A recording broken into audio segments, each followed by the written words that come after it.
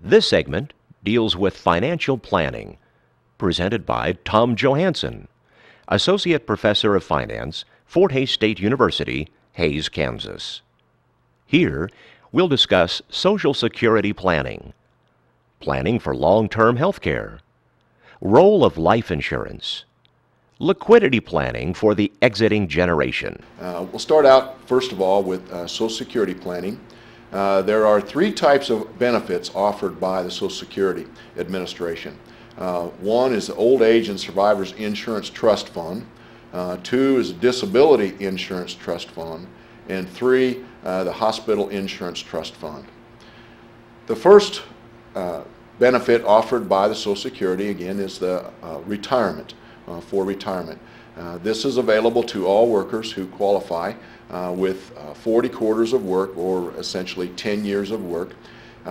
People can retire early at the age of 62. However, if you do that, your benefits are reduced significantly from when you would retire at full retirement age, which is between 65 and 67, depending upon your birth year.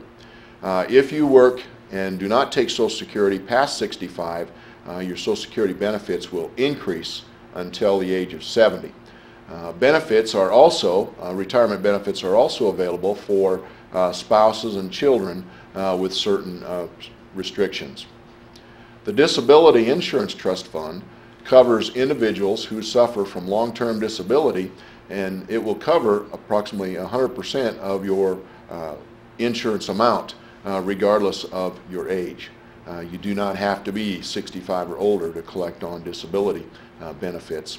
The benefits are similar to private insurance policies that you can obtain, but there are significant differences, and you should see an agent to determine which would be best for you.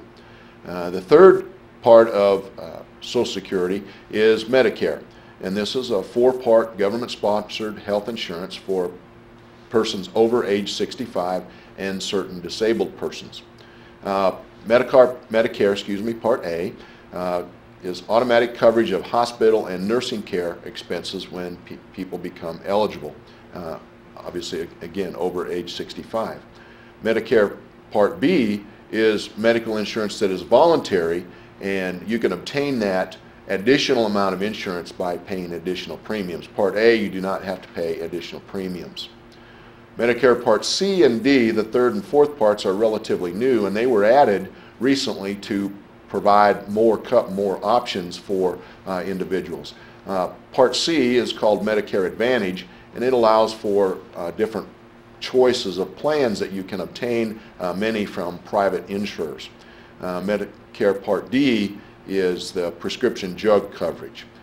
Now, the Medicare services are a little bit different than previous, the retirement and the disability, in that they are handled by the Healthcare Financing Administration, whereas the disability and the retirement part is handled by the Social Security Administration. So for more information, contact either the Social Security Administration or the Healthcare Financing Association.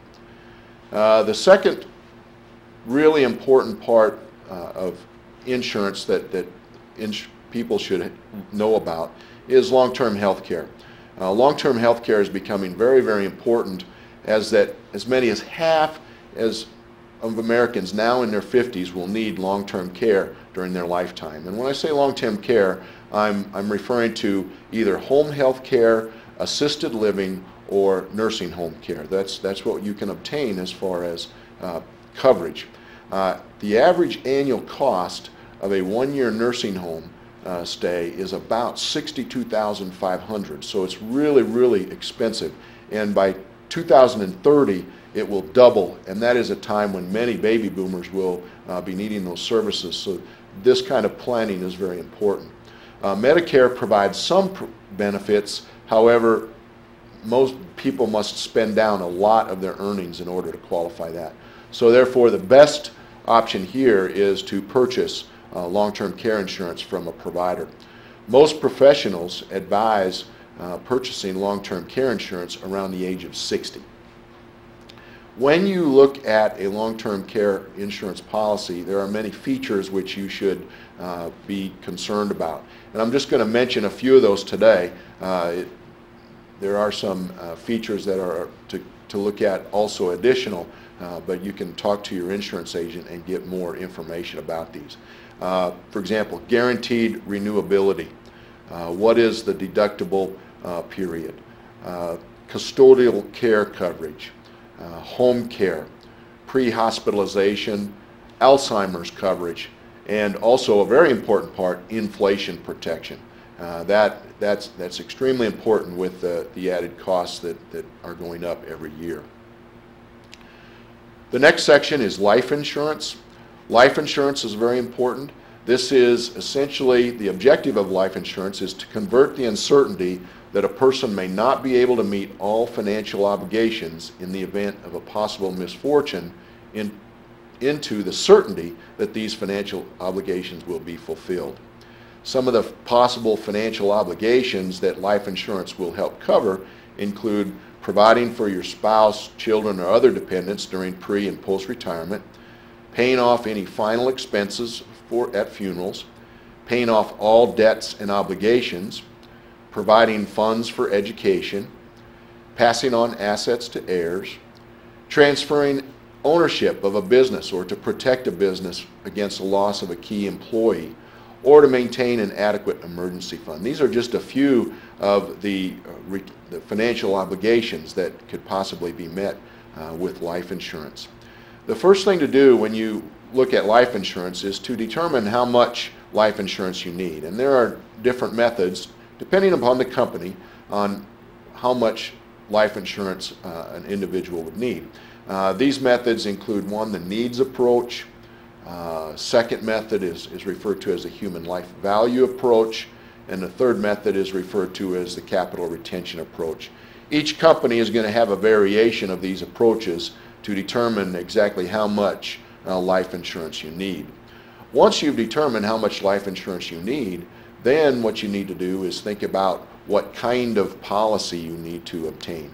And there's many types of insurance policies with many features, but I'm going to mention some of the different types today, and then in order for you to look into these, you need to talk to an insurance agent and they can fill you in on more details about each one. The first type of insurance policy is a term policy. A term policy is kind of like renting a house. You pay a premium and it lasts for a certain period of time and for a term, and it ends. And this insurance is less expensive the younger you are, and it gets more expensive as you grow older.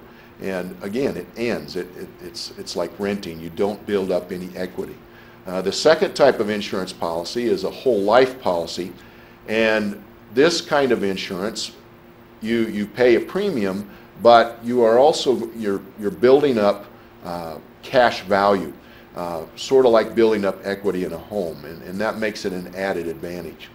Other types of insurance that have been developed, adjustable life, universal life, variable life, and universal variable life. And I would recommend you seeing an insurance person, an agent that deals with these every day, and they can help you decide, one, how much coverage you need, and also what kind of policy you would like to obtain. And the fourth area of insurance, or essentially financial planning, that I'd like to talk about is overall financial planning and particular liquidity planning. All families, it doesn't matter who you are, should consult with a financial planner who will then help you develop a comprehensive financial plan. A comprehensive financial plan integrates all the different areas of financial planning, including insurance planning, investment planning, tax planning, retirement planning, and estate planning. All of these areas affect everyone, and a comprehensive financial plan will put these all together into a systematic, comprehensive plan that will help you into the future. I would recommend seeing someone that has obtained the Certified Financial Planner designation, CFP designation. These professionals are very knowledgeable and ethical in what they do. The first thing that they will do is they will develop your goals and objectives. This is the first step to determine how you want to go into the future in order to meet your financial obligations and your goals. And the next thing that they will do is set up financial statements, in particular a cash flow statement and a cash budget. Now this would be very important because everything comes from that. What we're looking at is determining what your cash inflows versus your cash outflows are, and to determine whether you have any discretionary cash flow, which is the cash left over, hopefully in the positive, that you have that you can use for investments or whatever. And if you do not have, and a lot of families do not have a positive discretionary cash flow, a financial planner can help you develop that plan that will enable you to meet your financial goals.